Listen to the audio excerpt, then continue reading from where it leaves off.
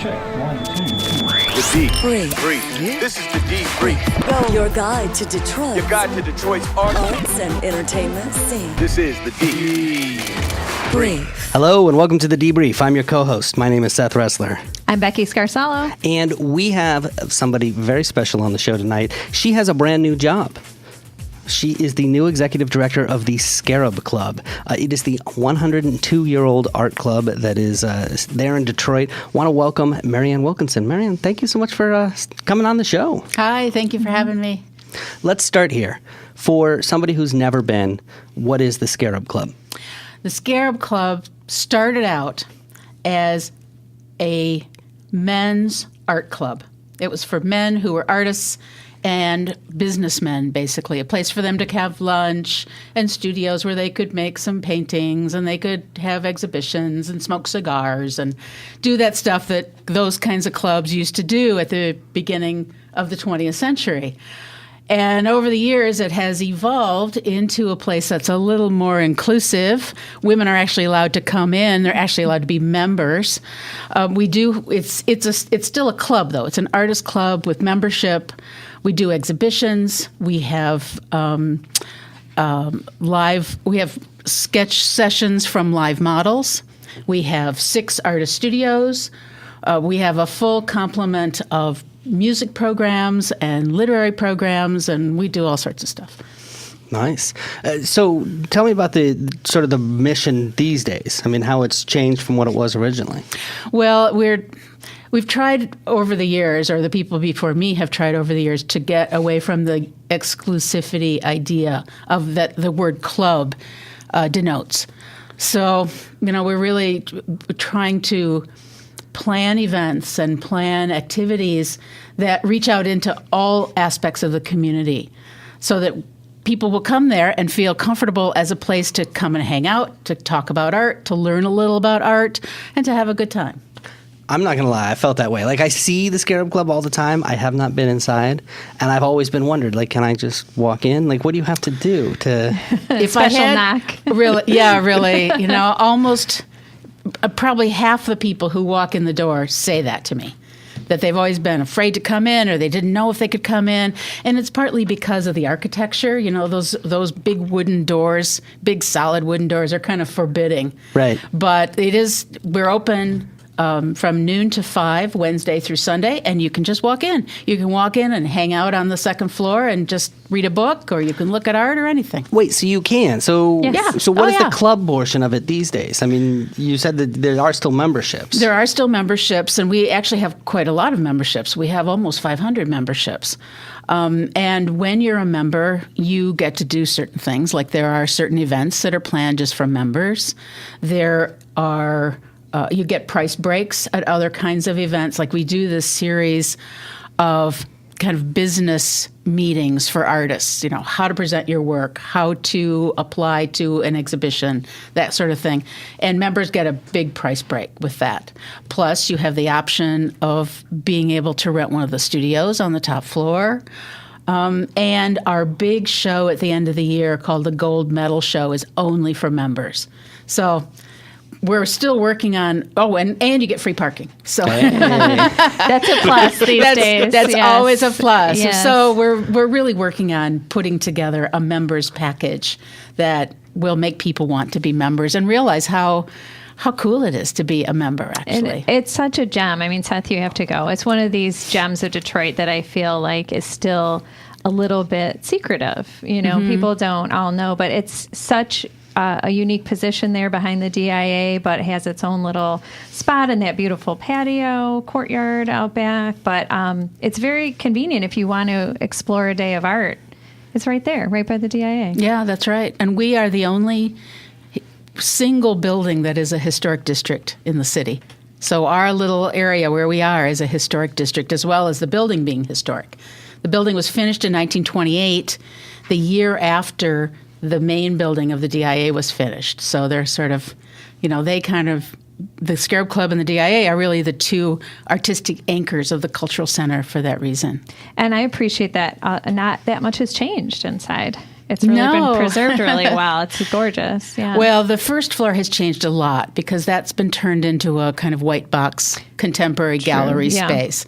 But the second floor, what we call the lounge, looks very much like it would have looked in 1928. It has a lot of the original furniture, the original light fixtures, which are really gorgeous, beautiful old paneling, and it gives you that feeling of really going back in time. It's very cool. And a wonderful big fireplace with a mural over the top.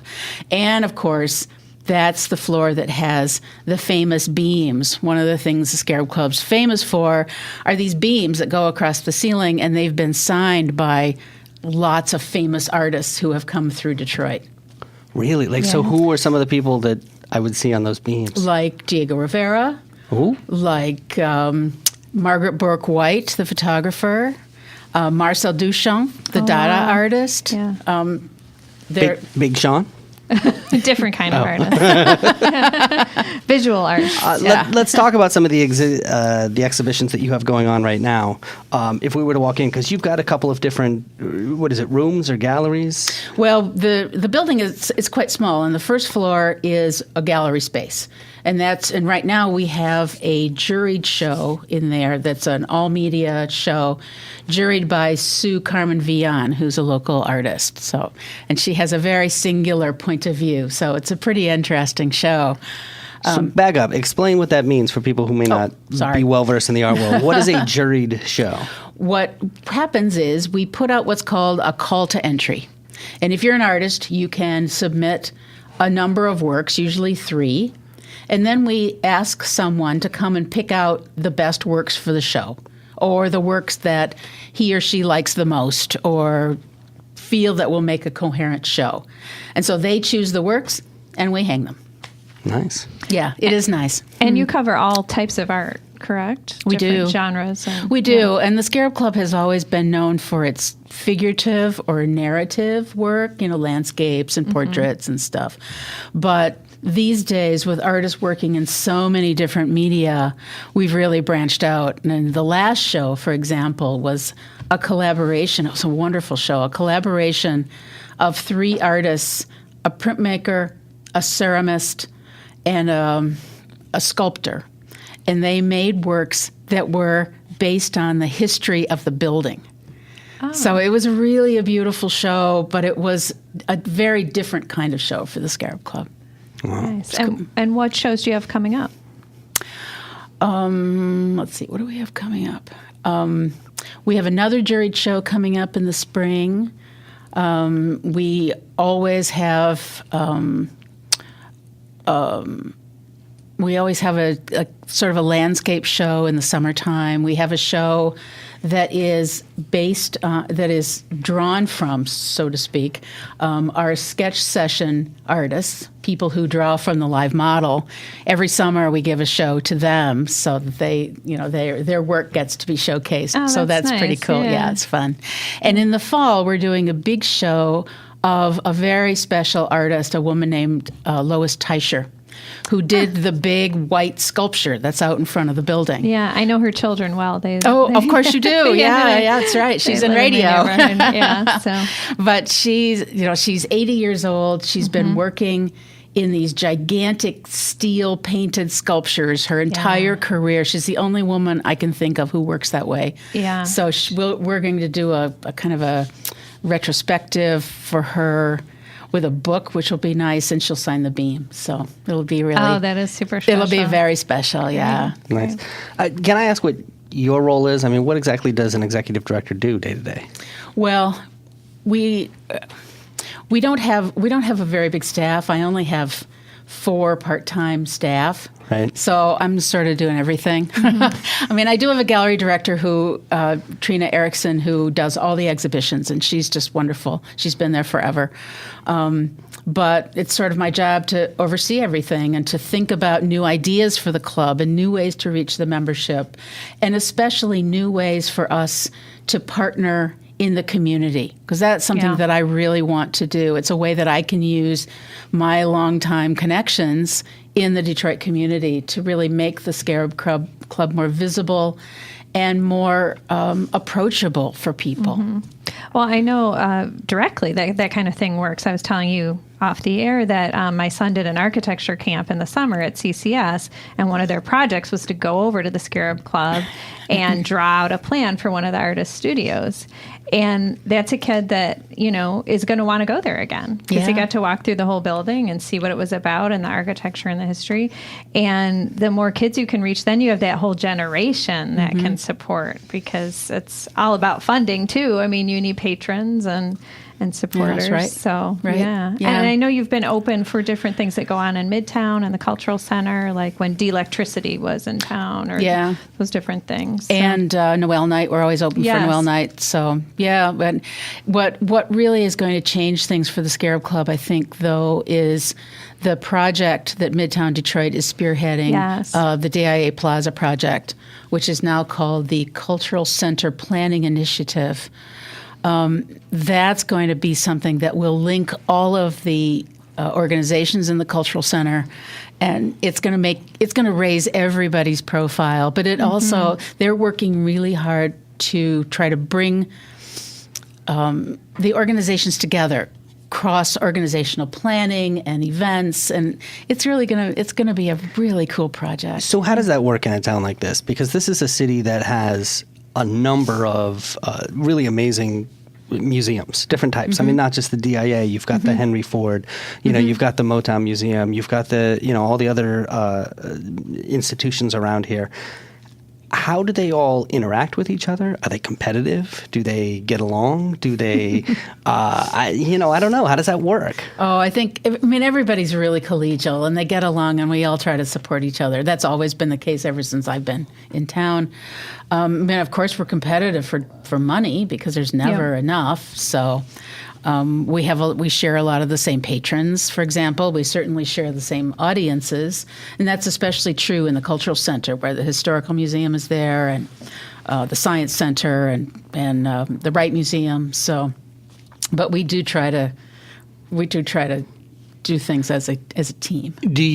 Are you consciously thinking as you're bringing exhibitions in about how that fits in the overall landscape of Detroit, and especially those other museums near you? Or, I mean, is there a thing that you guys are known for? Well, eventually that's what I'd like to do. I've only been there for 4 months, and so it's no pressure. You haven't changed everything yet? You haven't reinvented? Yeah. Well, the exhibition schedule is already in place. Sure.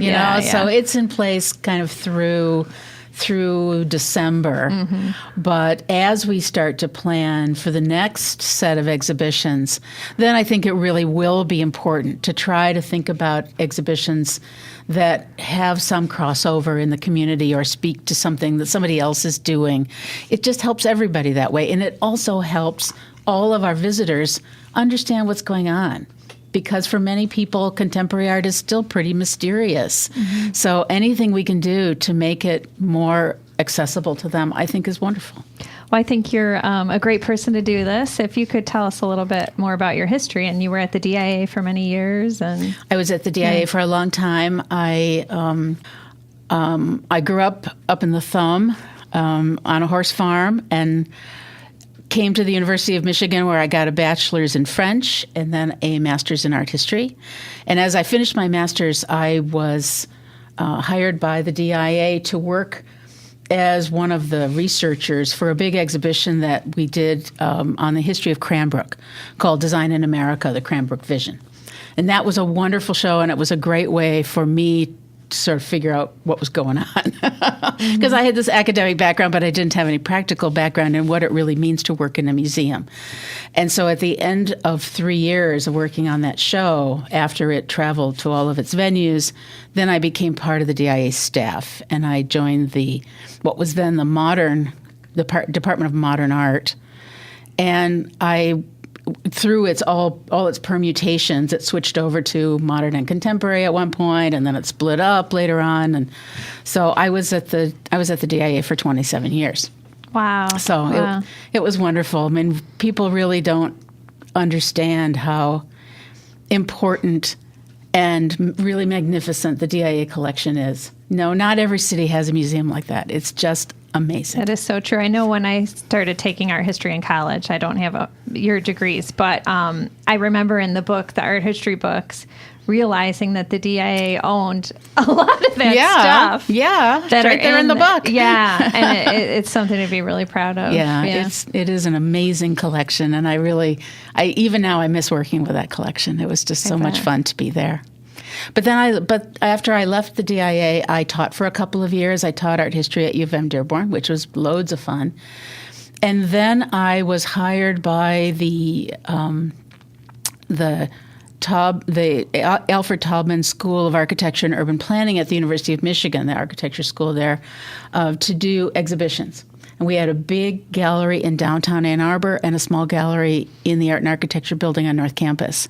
So I worked with them for 7 years, and I did exhibitions about architecture and architectural theory, and that was just super fun. And I learned so much from the architects at the faculty. They were just amazing to me. So that was very fun. And then this opportunity came up, and it seemed like a nice way to come back downtown. It's really exciting for me to be working with artists again. I haven't done that for about 10 years now, so that's pretty cool. How did it change in the 10 years that you were gone? I've only been back for 4 months, so I You must have noticed some changes. Right. Well, and your travels. Yeah. Well, it certainly has opened up since I was really part of the contemporary art community here, with all the influx of new people and all these young artists opening gallery spaces. And there's just so many more exciting gallery spaces and studios all over the place. And it's a very exciting time to be in the arts in Detroit. It's wonderful. Huh.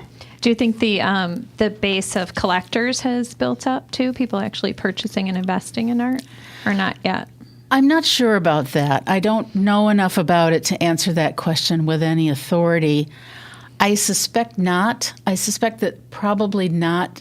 People don't collect art the way when I was first starting out in the museum in the 80s. People were collecting, they were spending serious money. Right. I don't know that people are doing that now, but it may just be that I don't know. So. Yeah, I've heard rumblings that it's getting back to that, and people are getting educated more on why you should collect and what. Yeah, and I often wonder, what's going to be next to donate to the museum? Who's going to have the stuff to put it in? Well, I hope that there's a group of 40-something collectors out there who are buying things that are really museum quality. So that would be wonderful. You talked about turning people on to art who are new to it, especially modern art. How do you do that? How do you make it accessible? Mm-hmm. It's hard. It's hard to do, but the way I try to do it is to think about somebody looking at it for the first time and trying to imagine what they might be thinking about it, and then try to imagine how to talk to them about what the artist was trying to do and what kind of an effect the artist was trying to achieve. And you can do that, you do that through tours sometimes, or you do that through, even wall text can do that sometimes. So, the advantage of some place like the Scarab Club is that there's a lot of artists there. And you can actually talk to artists about it, which is really a wonderful thing. That's different than the bigger institutions, which that kind of thing doesn't happen so often. But the real thing is to get people in the door, because most people, if they come in the first place, they'll get pretty interested in what they're looking at. Even if they don't understand it, it doesn't mean that they won't like it or come back again to think about it again. I wonder about the effect all the new street art has on getting people into galleries, because I think people are starting, it's so accessible, of course, when it's outside on a building. And then things like murals in the market, then they have a gallery show that goes with it. Yeah. So you can actually go in and spend, a couple $100s and get an original print by the same artist that you just discovered. What do you see the connect there? Oh, well, the Murals in the Market initiative is just unbelievable. And I do think that has a lot to do with making people think about art and making people realize that art can be part of their own lives, which is that's sort of half the battle. It doesn't really matter what kind of art you like. It matters that kind of art, that art becomes a part of the way you see yourself or the way you live your life. You know, having beautiful things in your house or things that you like to look at. They don't even have to be beautiful, but things that you like to look at that make you smile or make you think. Or intrigued. I mean, that's what... Spark that's joy, what I think, is the Yes. phrase you're looking for. I think is... Yeah, but only a couple of those. Right. You know, you've been there 4 months now. You know, when you've been there 4 years or 5 years, what's your vision? Where would you like to see everything be? If I'm there 4 or 5 years, I would like to see our membership have a much younger demographic. I want lots of young members who are hanging out all the time, who come in, who are in the studios upstairs, arguing about art, bringing in their friends, really making the Scarab Club come alive. You know, it's really hard to shake off this sort of cobwebby idea that people have about the Scarab Club. We've even talked about changing the name, but you know that probably won't help as much as we think. I like Scarab Club. I think that's a cool name. I think do it has a too. mystique. Yeah. Just start serving a lot of beverages and food. Yeah, cocktails. Well, one of the things that we're probably going to start to do is an artist happy hour or a members happy hour or something like, you know, once a month or something like that. But yeah, the Scarab Club is kind of cool. And one of my artist friends refers to me as the head bug. Nice. I like it. All right. Are you ready to play a little game? Yes, I'm afraid. There's no reason to be afraid. No, we're nice. Well, we have to start here. Do you have a favorite monument in the city of Detroit, and why? Favorite monument? Oh, I think it has to be the Spirit of Detroit, because I'm so old that I knew Marshall Fredericks when he was still alive. I was in his studio that was in Royal Oak. He was a wonderful man, and that's really one of his greatest sculptures. How cool is that? Nice. Oh, wow. If you could restore any Detroit building, which one would it be? The Scarab Club. Yeah. There you go. Because it's so beautiful, but it really does need a lot of work. And so many other beautiful buildings are already in the process of restoration. So we need to try to keep up. What goes into that? I mean, it's not like you just go to Home Depot and, No. you know. Well, no. I mean, you really you have to find people who understand historic buildings and understand the materials that were used, and can do something comparable with modern materials. You know who does that is Andelisi's sister. Does a lot of... Yeah, she does. Yeah. She does. Yeah. If you could go back to any moment in Detroit history, where would you go and why? I would go back to Detroit in the 1920s. Because that was when it was known as the Paris of the West. And it was so beautiful. It was very rich. It was very, very fashionable. And that, of course, is when the Scarab Club was really coming into its own. They had masked balls every year that were the big party in Detroit. Oh, cool. And they weren't in the Scarab Club. They were usually in hotels because so many people would come. And in fact, they had to shut it down one year because so many people came who were not members and they were just too rowdy. Oh, scandalous. But the pictures from those days are just fantastic. And Detroit must have been so much fun. Do you have a favorite local bookstore? With all the new restaurants popping up all the time, do you have a favorite spot for brunch? I like Parks and Rec. That's nice. Good choice, yeah. Yeah. What do you like about it? The food. Yeah. Of course. Yeah. And I love being in that building. I thought that's what you were going to The building say, is yeah. so fantastic. Speaking of historical buildings. Yeah. Yeah. Yeah. Do you have a favorite local park that you like to go to on a sunny day? Well, I live out in Northville, so I go to Maybury, the state park, because I live right next to it. So That's awesome. it's wonderful. It's just a little tiny state park, but it has trails, and it's great. Nice.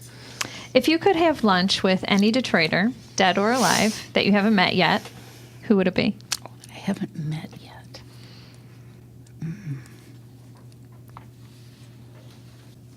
Edsel Ford. Yeah. Yes. Because Edsel Ford was so involved in the DIA. He was so interested in art. He was so sophisticated, but I think he must have been so much fun. That's a good combination. Yeah. All right.